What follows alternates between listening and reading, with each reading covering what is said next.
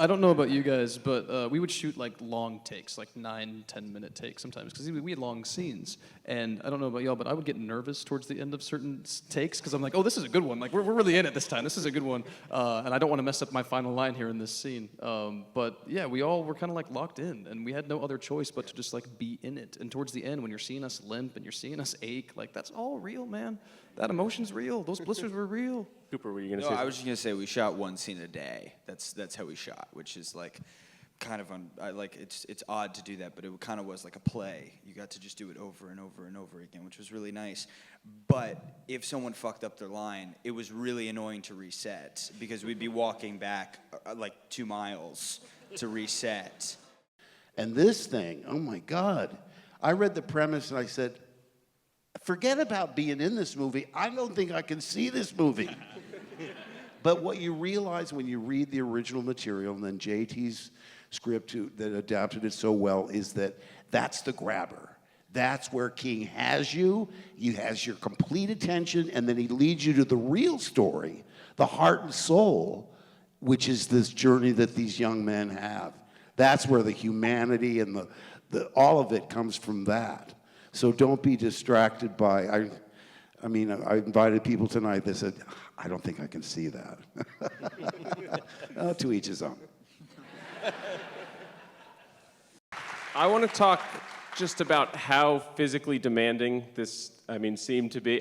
Did anyone keep track of how many miles, how many steps you walked the entire, okay. Well. I walked 261 miles on this movie. Not only I, but all the background actors, our ADs, our sound team, the makeup department, they were all walking there with us, and it was not a one-man show by any means. And how physically demanding this was, I remember being on set the first day ever that we were shooting, and it was that really hot day with the dog that was barking, and we're walking, and I think we ended up doing 12 miles that day in like 100-degree heat, and after the first take, I look at Ben, and he goes, what did we just get ourselves into? I was like, oh, shit. How many more shooting days do we have? Yeah. Is there anything, as you were adapting it, and I'm sure you were reading The Long Walk over and over, was there anything new you discovered about King in sort of going under the hood to, tell the story in your own way? Was there anything new that you realized?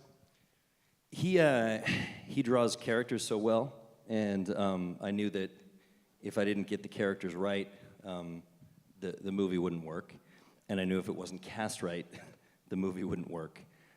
So there were a few benchmarks we had, but it was terrifying adapting it because there are 100 walkers in the book, and I knew we had to make this into a movie that was under 2 hours. So we had to amalgamate characters. We had to sort of eliminate characters, but I didn't want them to be eliminated completely. So we would maybe take one away, but spread them around, and you'll find the DNA of other characters and certain characters you love.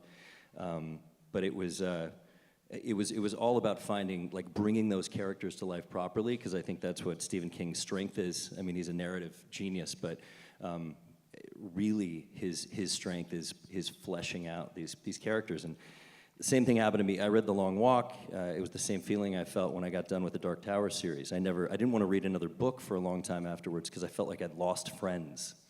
And I wanted people, after they saw this movie, to feel like they'd lost friends, because that's how Stephen King made me feel.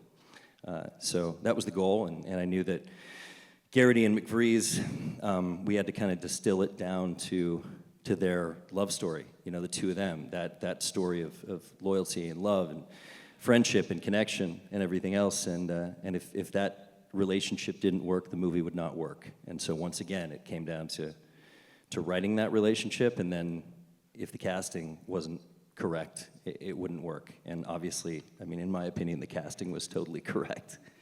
Yeah. The accent was on the page? No, this is the only. No, that part was not on the page. That accent was not on the page. The accent was crazy. I don't know what came over me when I sent in that audition tape. No, I remember I read it. I was like, yeah, this guy never shuts up. And then I, for some reason, I was like, he's gotta have an old-timey Brooklyn accent. He's gotta. And I'm joking about it now, but it was a gut instinct. And I was like, I'm just gonna follow it because for some reason it's really strong. And Thanks for letting me keep that. Thanks, Francis. At what I was point do expecting you? them to- At what point do you say I'm walking here in the accent? Yeah, I know. I thought about that on like the second day we were shooting. I was like, oh man, this might turn into a joke. I wanted to hear from Charlie as well. Your character's really complex. You know, you kind of hate him at times, but then you feel so bad for him. Like, what was your entry point into this character?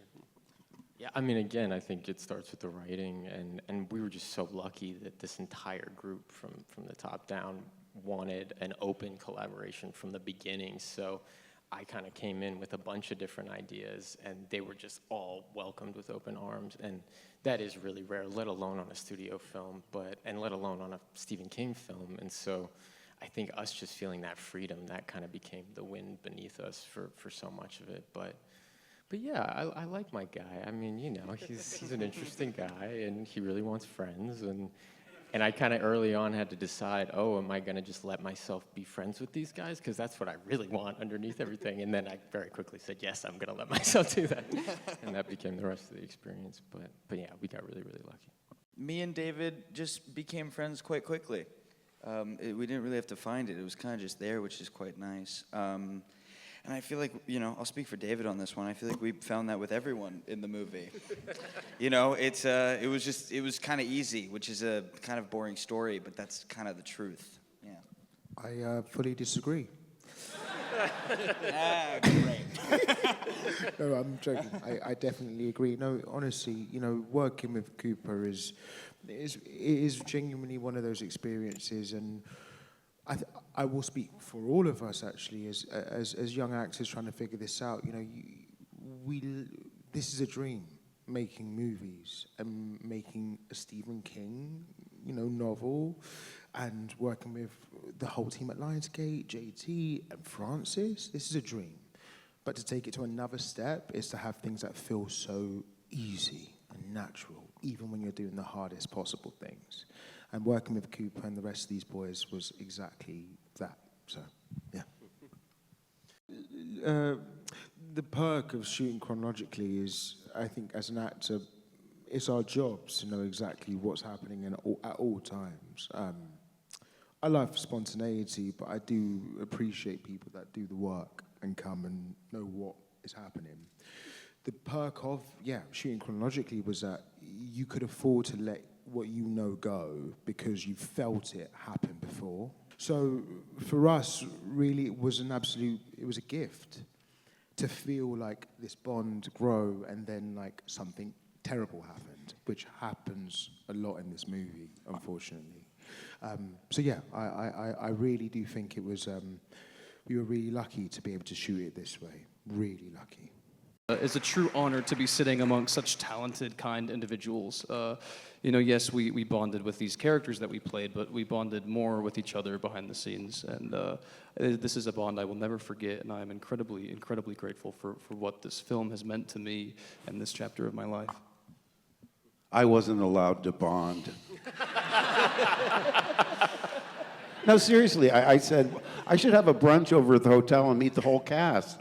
And when I told Francis, the director, my plans, he said, Cooper Hoffman doesn't want to meet you. I was testing something out. I said, don't know. what? I was figuring it out, guys. What? I don't know what to tell you. And I realized, he said, he's afraid he's going to like you. And I said, of course. I respected the actor's process. So I just canceled the whole thing, and I met people arbitrarily. If they came up, I talked to them. A lot of those soft focus guys. But eventually, pretty much the whole cast. And when we wrapped, this guy came over, and, you know, like we were best friends all our lives. After he had his last shot, then I couldn't get him out of my trailer. This film took over 30 years to finally adapt The Long Walk, and there's a lot of false starts with many different directors. How did you come to this yourself, and how did you make it happen, essentially, after, so many others had tried and failed? Well, I have to thank Rand. It was Stephen King's agent. I was having lunch with him, and he had reminded me that I'd wanted to do The Long Walk after it. I had told him like that was the book I wanted to do, and he said the rights were coming up. And when I got the rights, it was actually one of the fastest movies we ever put together. It was like within 2 years of getting the rights, it was wrapped and ready to go. Thank you, Rand. Yeah. He's in here somewhere. I got my first Stephen King book when I was 7. I was in 2nd grade. It was called Carrie, and I was reading it, found it at a used bookstore in Ojai, and I took it into class, and I got sent to the principal's office, and my mom came into the principal's office when I was in trouble and said, I'm not going to tell my kid not to read. And so from that... it took me a long time to get through that book, but and I didn't understand most of it. But I became a constant reader at that point and became a giant fan of Stephen King, and he informed so much of my style as a prose writer and now as a screenwriter, and I'll be forever indebted to him. But I told Roy when we were working on Strange Darling, the movie that we made together a couple years ago, I love Stephen King, and he knew I love Stephen King. And when I finished editing that movie, he was like, "What do you want to do next?" And I said, "I'd love to write something." And he said, "How about The Long Walk?" And I said, "Yeah, I'd love to write The Long Walk." But he said I had to meet Francis Lawrence. Francis Lawrence had to choose me, and I met with Francis, and Francis said, "I want to make the movie that Stephen King wrote in that book. Like, I want to go hard, I want to go all the way, and I want to keep the DNA of that book." And that was exactly the screenplay I wanted to write. So I'm eternally grateful to Roy Lee and Francis Lawrence, and I think Francis did a tremendous job going all the way with this film. And thank God Stephen King liked the script, because that was probably the scariest moment of my professional life, hearing that Stephen King was going to read the script and tell us whether he liked it enough or not. And yeah, thank God. I mean, Lionsgate had to like it first, and they did. We had Meredith and Aaron and everybody over there on our side, but then the last stop was Stephen King. And that was scary. That was really, really scary, but he liked it. It was fucking amazing. For any of the actors, was it just challenging just to like act at a certain rhythm at all times? Like, did you find that restrictive, or like, did you get used to it fast? It was really hard. No, I was watching these behind-the-scenes movies that will be on the DVD and anything that you buy, and I'm going to quote Francis now, who's obviously not here, when he was talking about how incredible all the young men were because of the walking and because of the pace, that they had to be so completely and totally and utterly prepared at all times, that every line had to be completely perfect, memorized, spoken at pace, and that they all did it, and they were all incredible, and that every step was useful, every scene was useful, every take was useful and could be used, and that is really hard to do, to continue to perform under those circumstances and with the cadence and the rhythm of the writing and everything. So I'm just quoting Francis, what he said about you guys. I didn't see it personally. I was literally on the sidelines, but you guys did great. Judy, what was it about JT's writing that, I mean, your performance, I mean, is just so raw and visceral. Yeah. Where did that come from? Was it embedded in JT's writing? How did you do that? Yeah, I mean, the best scripts, you don't have to do much. So I feel like we can all agree that it was all on the page. The idea of what this woman must have been going through, and thinking about what all parents go through when they say goodbye to their kids before sending them off to war, to something like this. It was pretty horrific. So I didn't have to work that hard. I did have to work hard because we goofed around a lot. So sometimes we had to separate for a quick second to gather ourselves. Judy is the most fun person to work with ever, which is really hard on a movie like this. It was, yeah, we found some respite from the horror, definitely. But yeah, it was all on the page. I really mean that. It was such a beautiful story. At what point in the process did you determine it was going to be 3 miles per hour? Because I think the book is 4, right? Which I guess is physically impossible. Roy That was one of the only notes that Steven sent back whenever he read the script and said he loved it, but he wanted it to be reduced from 4 to 3 because he thought it would be really impossible for these kids to do that. Roy called me and said it. Stephen King wants it reduced to 3, and I wrote back to the email, and I was like, "It says 4 in the book. Does he not know that?" And he said, "Yeah." He said he wrote it when he was really, really young, and he was wrong, and he's always wanted that to be changed. So we were able to do a revision, like a late revision to the novel for Mr. King, which was really cool. What do you want audiences leaving, feeling or thinking?